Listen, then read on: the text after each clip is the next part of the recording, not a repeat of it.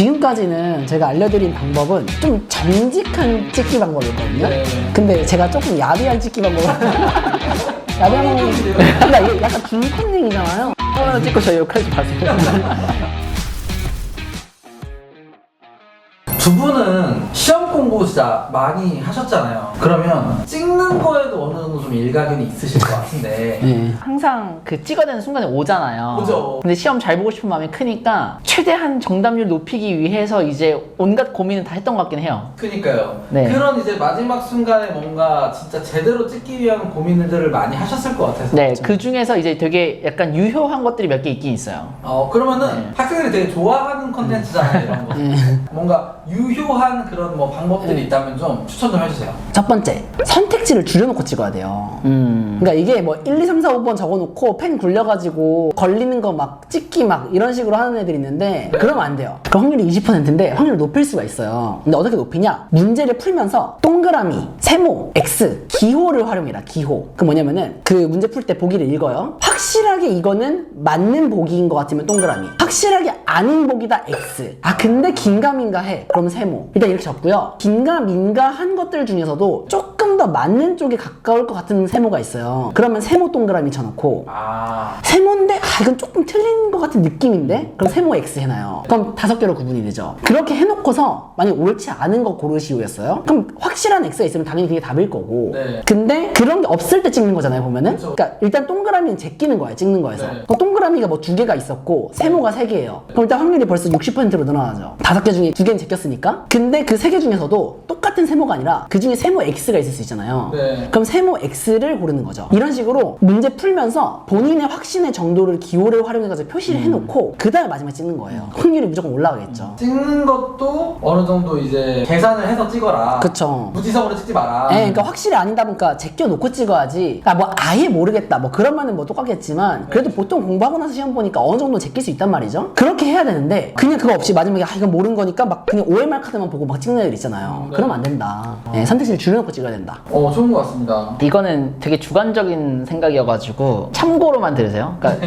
이게 결국 줄였는데 결국에는 이게 무차별해지는 순간이 올 거잖아요. 그쵸. 비슷한 정도의 고민이 되는 그런 그쵸. 선택지만 남을 거잖아요. 그쵸. 그럴 때는 저는 보통 처음 답이라고 생각했던 게 맞는 경우가 많았어요. 고민하다 보면은 생각이 많아져가지고 그리고 OMR 카드 바꾸고 막. 네, 막 중간에 그러니까 처음에 맞다고 생각했던 것이 나중에 생각이 바뀌고 막 이러거든요. 근데 경험상 바꾸면 틀린 경우가 많더라고요. 맞아. 처음 오히려 딱 직관적으로 맞다고 느껴지는 게 맞는 경우가 많았어요. 맞아. 2개 남았고 뭐 해야 될지 모를 때 오히려 첫 번째 딱 자기의 그걸 믿는 게 확률이 높더라. 맞아. 참고입니다. 또 나중에. 아니 이거 약간 유의미한 것 같아요. 저도 경험적으로 봤을 때. 그리고 이것도 되게 많이 아시는 방법일 수도 있는데 또 모르는 친구들이 있어서 네. 선택지의 개수를 좀 어느 정도 균일하게 맞춰라. 그게 뭐냐면 1, 2, 3, 4, 5번이 있으면은 시험 문제가 20문제예요. 네. 그러면은 균일하게 분배했으면은 4개씩. 4개씩이잖아요. 그쵸? 네. 근데 내가 풀었는데 한 번 보기는 답이 2개밖에 없어요. 네. 근데 이제 한 문제 찍어야 돼요. 그럼 아. 3번을 찍는 거죠. 이게 그러니까 왜 그러냐면은 그러니까 정말 고민된 시험에서 토익 같은 시험은 그게 진짜 어느 정도 비슷하게 맞아요. 그러니까 완전히 정확하게 수능도 그래, 수능도 4분의 1은 아닌데 수능도 그래요? 수능도 그래요. 고민된 시험들이 보통 그런 경우가 많고 내신 있죠. 선생님들마다 경향성이 달라요. 선생님들 중에서 좀 선택지를 균일하게 내는 경우들이 보통 많고요. 너무 차이나게 내는 경우는 별로 없어요. 제가 잘 찍으려고 분석 많이 해봤거든요. 제가 지난번에 그 내신 성적 오르는 3가지 방법 중에서 시험지 분석법 얘기했잖아요. 네. 제가 시험지 분석법 하면서 보기 개수까지 셌어요. 선생님들마다. 그래서 이거 선생님들이 약간 균일하게 내는 선생님인지 아니면은 좀 불규칙하게 내는 선생님인지를 제가 봤어요, 진짜. 네. 균일하게 맞추는 게 의미가 있으려면은 선생님이 어느 정도 균일하게 내는 선생님이어야 되잖아요. 그치. 근데 보통은 그래요. 그런 확률이 높은데 안 그런 선생님들이 있어요. 그러니까 선생님 성향 중에서 약간 일부러 좀 들쭉날쭉하게 하시는 분들도 계시거든요. 근데 이거를 하려면 진짜 노력이 필요하긴 해요. 물론 이 노력으로 공부를 하는 게 더 나을 수도 있는데 너무 부지런하다.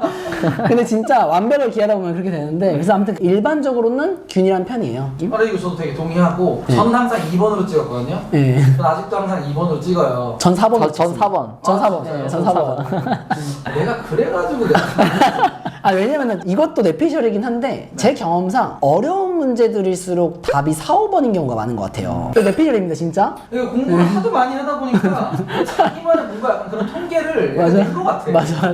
두 분이 4번이라고 하니까 4번을 해야 될 것 같아. 4번 하나 찍고 저 욕하지 마세요.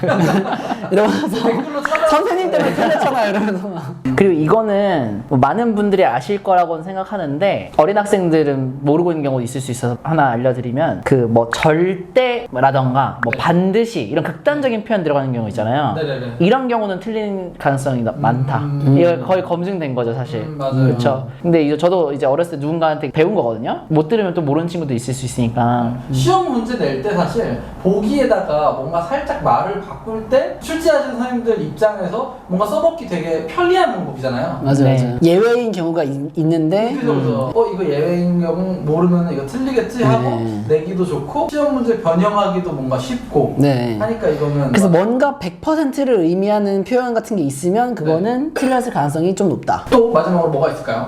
이거는 뭐 팁은 아닌데 최근에 약간 되게 반전 사례가 하나 있어가지고 네. 약간 공유 드리면 좋을 것 같은데 그 수능 시험 보면은 객관식 킬러 문제 중에서 항상 그 기억 니은 디귿 중에서 이제 옳은 거 고르시오 이런 나오거든요. 네. 디귿이 항상 제일 어려워요. 맞아요. 네, 디귿이 제일 어렵거든요. 맞아요. 디귿 때문에 항상 문제가 되는데 작년 수능에서 어떤 네. 경우가 있었냐면 보기에 딱 두 개 남았는데 기억이랑 기억 디귿이 남은 거예요. 니은은 확실히 틀린 걸 알아요. 쉽게 알 수 있었어요. 네. 근데 디귿이 어렵게 나왔어요. 네. 그러면 기억이랑 기억 디귿이 남잖아요. 보기가. 근데 보통 지금까지는 답이 기억 디귿이었거든요. 그러면 네. 기억만 답인 적이 거의 없었어요. 네. 근데 작년 수능에서 기억이 답이었어요. 아. 그래가지고 이게 그 전에 이제 학생들이 어떤 게 있었냐면 그럴 땐 대부분 다 이제 디귿 들어간 거 답이다. 아니면 네. 뭐 기억 니은 디귿 답이다. 그래서 헷갈리면 디귿 맞는 걸로 찍는 게 거의 약간 국룰 같은 거였거든요. 네. 근데 작년에 그게 깨진 거예요. 그 수능 평가원에서 그걸 왠지 애들이 다 그걸로 찍는다는 걸 안 것 같아요. 그래가지고 실제로 그것 때문에 애들이 엄청나게 시험장에서 멘붕 왔다 그러더라고요. 그러니까 약간 잘하는 애들도 그걸 알고 있던 친구들은 네, 디귿이 틀린 거라는 걸 알았는데도 아. 설마 기억으로 냈을까 해가지고 나를 의심한 거. 10분 동안 검토하고 이랬대요. 잘 실제로 풀어놨어. 시험장에서. 그래가지고 이거 얘기 드리는 거는 최근에 이제 평가원에서도 네. 그런 애들이 찍는 트렌드를 파악해가지고 이제 심리전을 하더라. 네, 일반적으로는 이제 기억 디귿이 정답이 되는 경우가 많군요. 네, 일반적으로는 그랬는데 작년에 과거엔 깨졌다. 그래 왔다. 그리고 지금까지는 제가 알려드린 방법은 좀 정직한 찍기 방법이었거든요. 네. 근데 제가 조금 야비한 찍기 방법을